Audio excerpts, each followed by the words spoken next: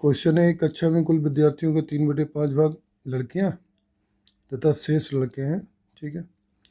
यदि लड़कियों का 2/9 भाग, लड़कियों का 2/9 भाग तथा लड़कों का 1/4 भाग अनुपस्थित हो, तो अनुपस्थित जो हो रहे हैं वो लड़कियों का 2/9 भाग हो रहे हैं और लड़कियों का 1/4 भाग अनुपस्थित हो रहे हैं। तो कुल विद्यार्थियों का कौन सा भाग अनुपस्थित है? ठीक है, सॉल्व करते हैं। तो देखो, लड़कियां कितनी है?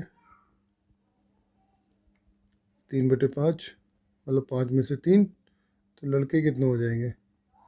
तो लड़के हो जाएंगे 2/5। ठीक है। तो लड़कियां 3/5 हैं, शेष लड़के हैं 2/5। अब देखिए अनुपस्थित, अनुपस्थित कह रहा है, तो अब अनुपस्थित क्या है? लड़कियों का 2/9 हिस्सा। तो लड़कियां कितनी है? 3/5 इंटू 2/9 हिस्सा, ये अनुपस्थित है। प्लस लड़कों का, लड़के हैं कितने? 2/5। तो अनुपस्थित कितने? 1/4। तो इसको सॉल्व करेंगे, 3 से ये 3 हो जाएगा, तो ये हो जाएगा 2/15। 2/15 प्लस 2 से ये 2 हो जाएगा, तो ये हो जाएगा 1/10। ठीक है। एलसीएम कितना हो जाएगा? 2 15 का एलसीएम हो जाएगा 30। जब ये 30 हो जाएगा तो 15 दूनी 30 हो जाएगा, यहाँ पे 10 यहाँ 30 हो जाएगा, तो ये हो जाएगा 4 + 3। तो अनुपस्थित जो होंगे वो कितने होंगे? 4 3 7, 7/30। तो 7/30 जब अनुपस्थित हो गए, ठीक है, अनुपस्थित हो गए मतलब एब्सेंट हो गए, तो प्रेजेंट कितने होंगे? 30 में से 7 अनुपस्थित हैं, तो प्रेजेंट कितने होंगे? 23/30।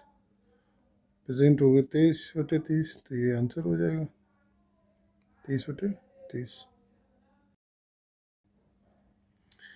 एक बांस का 1/10 भाग लाल, 1/20 भाग सफ़ेद, 1/30 भाग नीला, 1/40 भाग काला, 1/50 भाग बैंगनी, 1/60 भाग पीला तथा शेष भाग हरा है।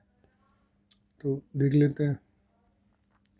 1/10 लाल, 1/20 सफ़ेद, 1/30 नीला, 1/40 काला, 1/50 बैंगनी, 1/60 पीला। हो गया इतना। इन सब का एलसीएम ले लेंगे, तो ये हो जाएगा 600। 600 जब एलसीएम हो गया तो 10 का भाग 600 में देंगे, कितनी बार जाएगा? 60। 20 में 30 बार, 30 में 20 बार, 40 में 15 बार, 50 में 12 बार, 60 में 10 बार। तो ये हो जाएगा 60 + 30 + 20 + 15 + 12 + 10। तो ये हो जाएगा 60 30 90 110 125 137 147 147/600।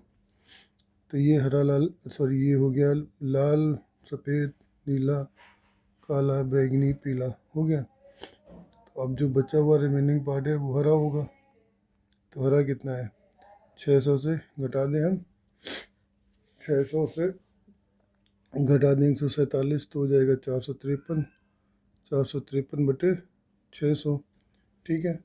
तो हम मान लेते पूरा हिस्सा जो है, पूरा हिस्सा x है, पूरा बांस जो है उसकी लंबाई, बांस की जो लंबाई है वो x है। ठीक है, बांस की लंबाई x है, तो x का 453/600। ये क्या है? हरा। हरा कितना है? 12.08। तो x पूरा कितना हो जाएगा? पूरे x की लंबाई मतलब बांस की लंबाई हो जाएगी x बराबर 12.08 इंटू 600/453। तो देखो, ये दशमलव हटा दे तो इसके 2 जीरो कट जाएंगे, तो 6 बचा यहाँ पे। 6 का भाग 3, 3 में 2, तो 2 बार जाएगा। 3 का भाग यहाँ दोगे तो 3 एकम 3, 3 पचे 15। ठीक है, 3 पचे 15 और 3 एकम 3, 151 बार जाएगा। 151 का भाग 1208 में देखो, 12 15 8 120 होते हैं, 15 8 120 8 बार जाएगा। तो x बराबर कितना आ गया? 8 दूनी 16। तो तो ये आ गया x की लंबाई मीन्स की लंबाई हो गई 8 दूनी 16 मीटर। बांस की कुल लंबाई कितनी हो गई 16 मीटर। तो आंसर आपका ए पार्ट आ गया। क्वेश्चन है हमारे पास, जब एक गेंद कुछ ऊंचाई से गिरती है तो यह धरती से टकराकर उस ऊंचाई के 3/4 भाग उस ऊंचाई के 3/4 भाग तक उछलती है। यदि किसी गेंद को 32 मीटर ऊंचाई से गिराया जाए तो अपने तीसरी उछाल में कितनी दूरी तय करेगी। ठीक है, तो देखो अगर पहली बार इस वाले पॉइंट से किसी गेंद को गिराया गया, मान लो तक यहाँ तक आ गई, ठीक है, तो यहाँ से फिर उछलेगी, तो अगली बार वो 3/4 ही तो जाएगी, मतलब इसके 4 हिस्से करेंगे तो 1 2 3 4 हिस्से हो गए, तो अगली बार वो यहाँ तक जाएगी। ठीक है, अब मतलब यहाँ से गिराएगी, यहाँ से गिराने के बाद जब वापस जाएगी तो यहाँ तक जाएगी, फिर उसके बाद यहाँ से नीचे गिरेगी, गिरने के बाद फिर जब ये वापस जाएगी तो फिर 3/4 हिस्से उस ऊंचाई का होगा। ठीक है, फिर यहाँ से ये वापस आएगी, फिर ये उछलेगी, जब उछलेगी तो फिर 3/4 हिस्सा उस ऊंचाई का जाएगा, फिर नीचे गिरेगी, नीचे गिरने के बाद फिर जब ये उछलेगी तो ऐसे धीरे धीरे करके ही तो वो नीचे आएगी। ठीक है, तो पहले जब गिरेगी तो 3/4 जाएगी, फिर नीचे गिरेगी तो फिर 3/4 जाएगी, फिर नीचे गिरेगी फिर 3/4 जाएगी, फिर इस तरीके से होता जाएगा। ठीक है, तो देखो पहले जब यहाँ से यहाँ तक आई थी, कितने मीटर से गिराया गया 32 मीटर से गिरा, तो यहाँ से जब यहाँ तक वापस जाएगी तो कितना जाएगी 3/4 जाएगी। ठीक है, फिर यहाँ से नीचे गई, फिर कितना गई 3/4 गई, फिर यहाँ से नीचे गई, फिर ऊपर कितनी जाएगी तो 3/4 जाएगी। कितना प्रोसेस हो गया, 1 2 3 हो गया, चक्रवृद्धि ब्याज की तरह है। ठीक है, तो ये हो जाएगा 3 बार हो गया, पहली बार गिराएगी तो ये 1 बार हो गया, 2 बार हो गया, 3 बार हो गया तीसरी उछाल में। ठीक है, तो ये हो जाएगा 4 चौको 16, 16 दूनी 32, 2 से ये 2 हो गया, तो 3 3 3 का गुणा होगा तो ये 27 होगा, 27/2, तो 27/2 मीटर 3 बार की उछाल में इसकी ऊंचाई बचेगी। तो ये हमारा आंसर हो जाएगा 27/2, ऑप्शन नंबर बी। क्वेश्चन है हमारे पास, एक व्यक्ति ने स्थान ए से बी तक 3.5 किलोमीटर की यात्रा तय की, 3.5 किलोमीटर की यात्रा तय की।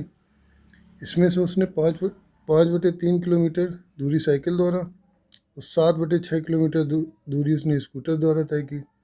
शेष दूरी उसने पैदल तय की। ठीक है, कुल दूरी का कितना भाग उसने पैदल तय किया। ठीक है,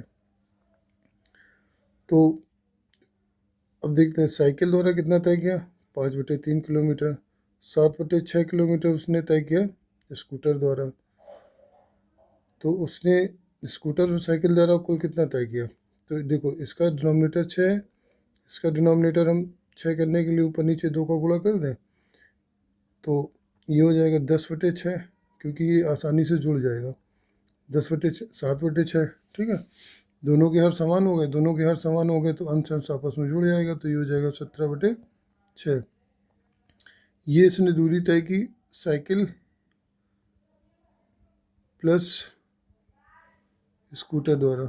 ठीक है, ये दूरी इसने 17/6 जो साइकिल और स्कूटर द्वारा तय की। कुल दूरी कितनी थी 3.5 किलोमीटर, 3.5 किलोमीटर को हम 7/2 किलोमीटर लिख सकते हैं। ठीक है, तो दूरी थी 7/2 किलोमीटर, उसने तय कर ली 17/6 किलोमीटर, ये तय कर ली। तो अब बची कितनी, रिमेनिंग जो बची वो पैदल तय करेगा। तो इसका हर कितना है 6, इसके हर को 6 करने के लिए हम 3 का गुणा कर दें, ऊपर नीचे 3 का गुणा करेंगे तो हो जाएगा 21/6 माइनस 17/6।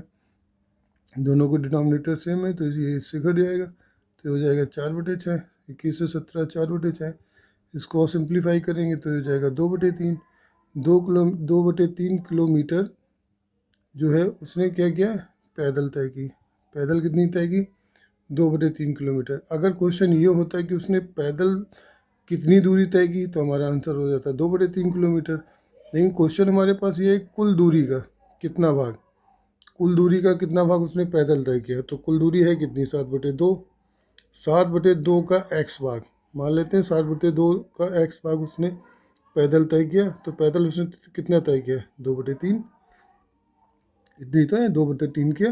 तो x की वैल्यू हमें निकालना है, तो ये इसका यहाँ गुणा हो जाएगा, इसका यहाँ गुणा हो जाएगा, तो यहाँ से x बराबर आ जाएगा 2 × 2/3 × 7, 7 का यहाँ गुणा हो जाएगा, ये 2 का यहाँ हो जाएगा, तो कितना आ जाएगा 4/21। तो 4/21 भाग है कुल दूरी का जो उसने पैदल तय किया, तो ऑप्शन नंबर हमारा डी हो जाएगा।